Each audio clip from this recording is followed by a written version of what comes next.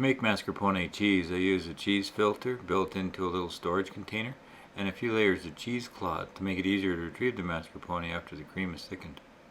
I use a 100% cotton cheesecloth and cut the cloth to length with a sharp pair of scissors. I rinse the cheesecloth in warm water to remove any dust that might have gotten on it and drape the cloth inside the draining container. The ingredients are simple. I use a 500 milliliter bottle of high-fat cream and the juice of half a lemon. A tablespoon of lemon juice is added to thicken the cream and nothing else, so the highest quality dairy and freshest lemon will make the best tasting mascarpone cheese. I heat the cream up slowly to 85 degrees Celsius.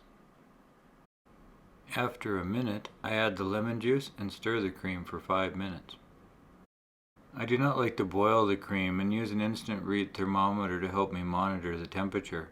In my opinion, mascarpone should taste like a rich cream and not have a strong lemon juice taste or a chewy, overstrained texture either. I turn the heat off and let the cream cool down for about 5 to 10 minutes or until it stops steaming. I carefully poured the cream into the cheesecloth and transferred the container to the refrigerator to be left undisturbed to drain the whey from the cream for about 8 hours.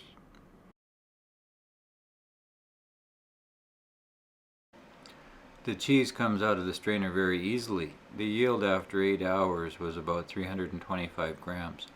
The 190 grams of fat that was in the cream is still there, just in a more concentrated form.